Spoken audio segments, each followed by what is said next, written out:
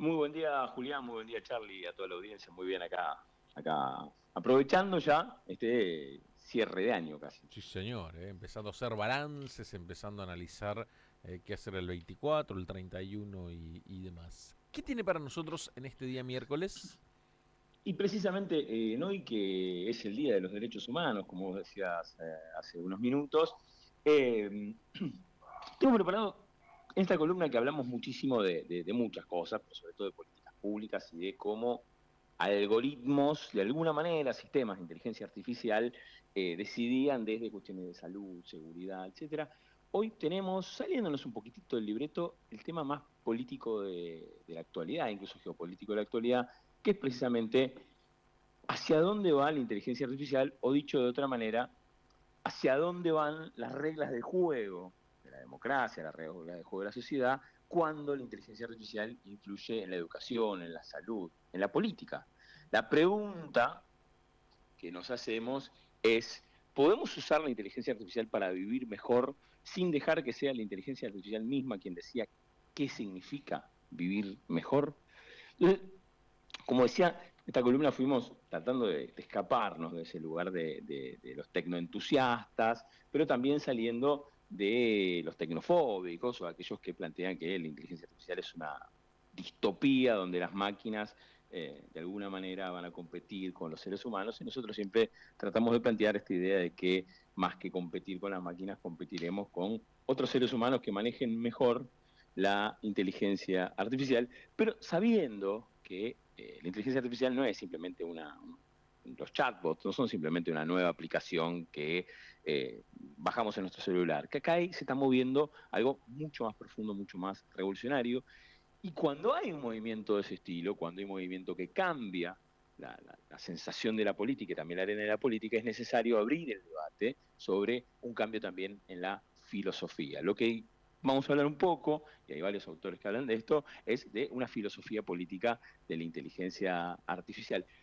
Pero partiendo de una noticia que me parece sumamente interesante, el 24 de noviembre, hace 2 semanas, se lanzó en Silicon Valley Human Bench, que es, para explicarlo muy rápidamente, es empezar a pensar, y lo hacen ingenieros y un montón de personas que trabajan en la creación de algoritmos de inteligencia artificial, empezar a pensar que los algoritmos y los chatbots, que todo este tipo de plataformas no se pueden medir solo por la capacidad, sino también por sus consecuencias, ¿no? Empezar a pensar, y esto es lo que vamos a hablar un poquito hoy, de que es necesario medir y pensar a la inteligencia artificial y de alguna manera humanizarla y democratizarla.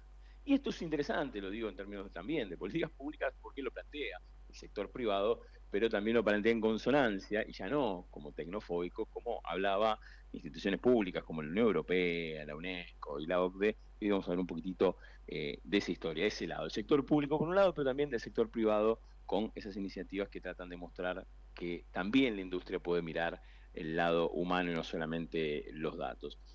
Hablamos muchas veces de la inteligencia artificial como una herramienta, no una suerte de pala o martillo, y siempre dijimos, bueno, quien la piensa como una herramienta se queda con un pedazo, porque la pala no modifica el suelo que cava, ni el martillo modifica o redefine los clavos que golpea. La inteligencia artificial redefine, cambia el terreno, mueve el piso, redibuja las coordenadas donde nosotros mismos nos movemos, pero también donde se mueven nuestras decisiones, ¿no? La inteligencia artificial influye en lo que vemos, lo que pensamos, qué opciones creemos que existen o qué opciones vemos que existen y cuáles que ni siquiera imaginábamos y ahí están. Entonces vamos a pensar un poquito eso. Como dice Daniel Linerality, más que decisiones automáticas, lo que necesitamos es una inteligencia aumentada, una inteligencia humana aumentada. Entonces, esos dos conceptos que decía recién, humanizar la inteligencia artificial, que no es intentar que piense como nosotros, no es poner una voz amable, no es hacerla emocional, sino que es diseñarla y regularla de acuerdo a condiciones humanas. Y la gente que creó Human Bench y también el AI Act de la Unión Europea pensaban en cuatro ejes que debería seguir. Primero, que las inteligencias artificiales pongan en el centro de la escena las necesidades humanas. Segundo, que anclen a los usuarios, a los ciudadanos, en el mundo real, ¿sí? En cuerpo, en mente. El tercero es que esté ligado a la satisfacción humana. Y el cuarto, y fundamental, que tenga una conexión con el entorno en el cual se mueve. Darle un propósito humano no es antropomorfizarla, sino pensar ese aprendizaje que nos dejaron las redes sociales. Venga, acá vale el ejemplo. Que cuando no hubo límites a las redes sociales pasamos nosotros a estar esclavizados temporalmente por el tiempo y porque la atención era lo central en las redes sociales. Lo que necesitamos es pasar de ese paradigma de la atención a un paradigma del bienestar. Pero también pensar esa razón algorítmica, esa racionalidad distinta, de alguna manera para poder humanizarla, o sea, que la inteligencia artificial esté al servicio de la vida humana, pero pensar también en democratizarla, o sea, ver cómo una tecnología que ordena nuestra atención, eso es indudable, nuestras emociones, las decisiones políticas, etcétera, cómo hacemos para que estas sociedades actuales de democracias condicionadas por dispositivos que nosotros no terminamos de gobernar puedan abrirse. ¿Qué implica eso? Distribuir poder. Decidir, las democracias tienen que decidir quién fija las reglas, qué usos son aceptables, garantizar que sea la inteligencia artificial la que genere, y esto es lo que la UNESCO dice un poco, mayores niveles de justicia social y no que agrande las desigualdades, algo que mucho a lo largo de estas columnas. Asegurar la transparencia, la rendición de cuentas, pero también no solo códigos abiertos, sino también explicables, entendibles. Buscar generar una mejor simbiosis, una simbiosis más efectiva entre la inteligencia artificial y nosotros, y las sociedades democráticas, para que la inteligencia, las IA y todo este desarrollo no dependan únicamente de la voluntad de sus desarrolladores. Y acá tenemos entonces sí ese desafío. El lado público lo tenemos claro. Lo hemos visto en la Unión Europea con el AI Act, que define un poco los riesgos, que prohíbe ciertos usos y que de alguna manera traba un poco el desarrollo de la inteligencia artificial sin control. La UNESCO, que fijó un marco ético hace ya casi 5 o 6 años. La OCDE incluso, y muchísimos gobiernos nacionales que empiezan a regularla, sobre todo en usos como salud, educación, seguridad, justicia, trabajo, que son lo que vimos a lo largo de estas Ujú. más de 25 columnas. Lo novedoso, lo que me parece atractivo, es que Human Bench, desde el sector privado, también empieza a pensar que hay que cuidar el bienestar humano pensado desde un lado. Lo público piensa obviamente en ciudadanía, en derechos, en justicia social, lo privado quizás en usuarios, en responsabilidad, en riesgo reputacional, pero ambas visiones es necesario que coexistan para poder generar que el desarrollo futuro de las tecnologías, que el desarrollo futuro sea humanice para cuidar a las personas y democratice para proteger a la sociedad. Una inteligencia artificial humanizada sin democracia es un paternalismo tecnológico, ¿no? Es tapar el sol con el dedo. Y una inteligencia artificial democratizada pero sin humanidad es un control sin ningún propósito. Es una respuesta que tenemos que pensar, que tenemos que abrir el debate desde ambos sectores, el público y el privado, para inspirarnos en algo que entendemos que es el problema y lo entienden tanto desde Silicon Valley con Human Bench como de los sectores públicos, y es la sensación de que la inteligencia artificial ya no puede evaluarse solo por su capacidad técnica, sino hay que pensar muy claro, no como un consejo ético, sino como un requisito democrático, hacia qué efectos tiene esa tecnología y hacia dónde lleva a nuestras ciudadanías. Y Human Ujú. Bench, para terminar de explicar eso, es un intento de internalizar dentro de las empresas esos criterios, medir los modelos, como decíamos recién, los modelos tipo ChatGPT. Se hizo un estudio sobre esto y la gran mayoría de los modelos, bueno, daban negativo en la posibilidad de manipular a los usuarios para lograr mayores niveles de engagement o de uso, ¿no? Y empezar a medir esos modelos ya no por la eficiencia de su razonamiento, sino por su impacto emocional, por su respeto a la autonomía, por la capacidad para evitar daño a la persona que en este caso, visto como usuario, lo usa, por la honestidad en las respuestas y, en términos generales, por el aporte a ese bienestar de las personas.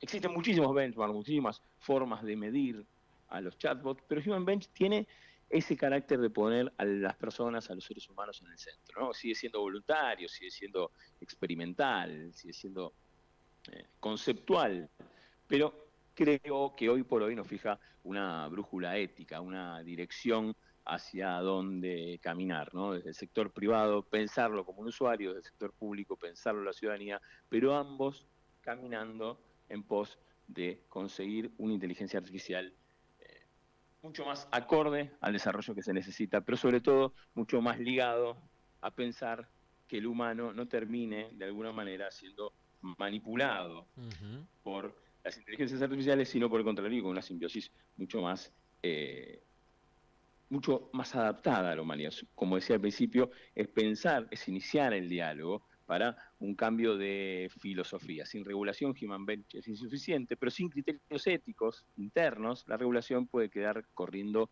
detrás de una innovación que es imposible de frenar. Y esa es la pregunta que necesitamos hacernos en esta filosofía. ¿Qué La... tipo de relación Ujú. queremos construir con la inteligencia artificial? Y ahí me nacen dos o tres incógnitas, Juan, ¿no? Primero, el tema Sí, creatividad, ¿no? La creatividad humana y la creatividad de la inteligencia artificial. ¿Por dónde pasa en todos estos ámbitos que se va metiendo la tecnología? Pero una cosa es la creatividad de la tecnología, que quizás veremos la sensibilidad y demás que tienen, y otra cosa es la creatividad del ser humano. Y el otro punto, ¿quiénes están movilizados con respecto a todo esto que fuimos hablando en este último tiempo, pero principalmente la temática del día de hoy? ¿Se empieza a observar algún tipo de movilización de algunos sectores que digan, che, prestemos un poquito más de atención, o solamente se deja que avance el desarrollo de las inteligencias artificiales?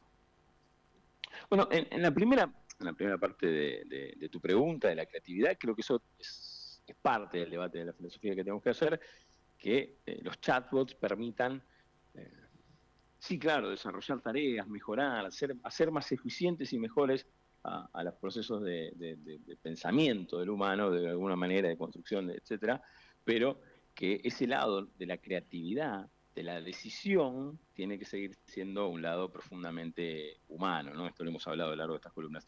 Y lo otro creo que hay algo que empieza a verse, pero todavía muy por debajo, que es la discusión sobre no hay grandes movilizaciones en el mundo con esta preocupación. En Europa se ha habido un camino grande de democratización, pero sí ya empieza a haber muchísimos autores, sobre todo más académicos en estas instancias, que empiezan a debatir sobre esto que estamos hablando, una ética de la inteligencia artificial. Por eso traigo a colación Human Bench, porque es, como dicen, ¿no? Creciendo de abajo hacia arriba, dentro del mismo Silicon Valley, un montón de personas dedicadas a pensar, a desarrollar la inteligencia artificial, que empiezan a pensar, bueno, ¿cómo hacemos para que eh, el desarrollo futuro de inteligencia artificial genere una mejor humanidad, ¿no? Eh, con mejores personas? Y vos das en la clave en algo. Si la inteligencia artificial hace todo y genera más dependencia y demás, si el paradigma es el de la atención, lo que vamos a estar en breve es con inteligencia artificial. Pensemos en las redes sociales, pero pensemos que la inteligencia artificial, los chatbots, si nosotros estamos en contacto, van a saber profundamente todas nuestras debilidades y cómo explotarlas. Ujú. Juano, la recomendación para el día de hoy. Yo hace un tiempo que vengo recomendando leer autores que están pensando más en términos de profundidad, de filosofía, como es de Daniel Innerarity. Y a mí me parece que hay algo, una idea, o dos, que me parece muy interesante sobre él, es que hoy por hoy, dice Daniel Innerarity, ni los algoritmos tienen una idea propia de lo que han aprendido. Ujú. Es entonces la inteligencia artificial un desafío enorme, en base a lo que vos decías, es un desafío enorme para nuestras sociedades, pero es mucho más un desafío que una anulación de la creatividad humana, dice Daniel Innerarity en su último libro sobre una teoría eh, crítica de la inteligencia artificial, así se llama el libro. Muy bien. Juano, como siempre, muchísimas gracias por estos minutos. Muchísimas gracias a ustedes y saludos a todos. Será hasta la próxima semana. Pasaba la columna de Juan Andrés González Utges, el licenciado, en torno a lo que tiene que ver con inteligencia artificial y cómo vinculamos, ¿no?, a políticas públicas. Es la hora